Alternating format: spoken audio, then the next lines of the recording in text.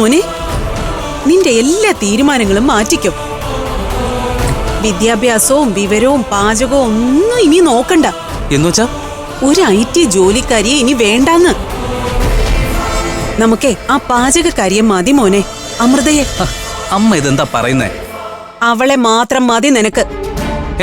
അമ്മയ്ക്ക് ഇതെന്തു പറ്റി? പെട്ടെന്നെന്താ ഒരു മനംമാറ്റം? എടാ, ഞാൻ അറിഞ്ഞില്ലല്ലോ. ദേ, ഇതെന്നെ അറിയിക്കാതെ ഒളിച്ചു വെച്ചിരിക്കുകയായിരുന്നില്ലേ നിന്റെ അച്ഛൻ? ഇതെന്താ? ദേ, വായിച്ചു നോക്ക്. ഒരു ഉൾവിളി പോലെ അവസാനത്തെ മക്കളെ ഗർഭിണിയായിരിക്കുമ്പോഴേ രേണുക എഴുതി വെച്ച വിൽപ്പത്ര. എന്റെ പേരിൽ പാരമ്പര്യമായി കിട്ടിയ മേൽപ്പറഞ്ഞ ഭൂമിയും അതിൽ മുതൽ മുടക്കി പണിത കെട്ടിടവും എന്റെ മൂത്ത മകൾ അമൃതയ്ക്ക് സ്വമേധയാ ഞാൻ എഴുതി തീർപ്പ് കൽപ്പിച്ചു കൊടുത്തിരിക്കുന്നു. കണ്ടില്ലേ, ഹോട്ടൽ പഞ്ചരത്ന ഉൾപ്പെടെയുള്ള എല്ലാ സ്വത്തുക്കളും അമൃതയുടെ പേരില. എനിക്ക് വിശ്വസിക്കാൻ പറ്റുന്നില്ലെന്നേ. വിശ്വസിച്ച പറ്റൂ. ഇതേ വിൽപ്പത്ര. നിന്റെ അച്ഛൻ നമ്മളോടൊന്നും പറയാതെ ഒളിപ്പിച്ചു വെച്ചിരിക്കുകയായിരുന്നു. അപ്പോ പിന്നെ അതിന്റെ കൂടെ ചേർന്ന് കിടക്കുന്ന ബാക്കി 50 സെന്റോ? അതെനിക്ക് കൃത്യമായിട്ട് അറിയാം. അമൃതയുടെ പേരിൽ തന്നെയാ അതും വാങ്ങിച്ചിരിക്കുന്നേ. ഈ ലോണൊക്കെ എടുക്കാനുള്ള എളുപ്പത്തിന് എല്ലാം മൂത്തവളുടെ പേരിലാ എഴുതിയിരിക്കുന്നേ. ഷോപ്പിംഗ് മാള് കെട്ടാൻ 1 ഏക്കർ ഭൂമി മതിയാവോ?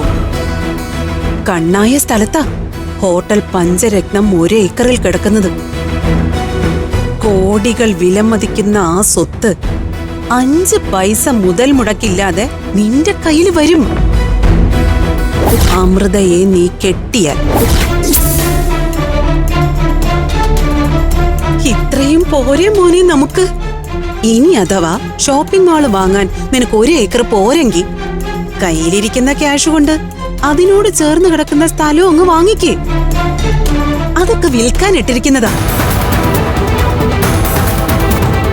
മോനെ, അമ്മ പറയുന്നത് കേക്കട. വിദ്യാഭ്യാസം ഒന്നും നോക്കണ്ട, ഗവൺമെന്റ് ജോലിയും നോക്കണ്ട. ദേ, കണ്ടാ കൊള്ളാവുന്ന പെണ്ണായി അമൃത. അത് മാത്രോ, ഹോട്ടല് നടത്തി നല്ല കാര്യഗൗരവവും ബുദ്ധിയും ഉണ്ട് അവക്ക്. അതൊരു കോളേജിൽ പോയാലും പഠിക്കാൻ പറ്റൂല.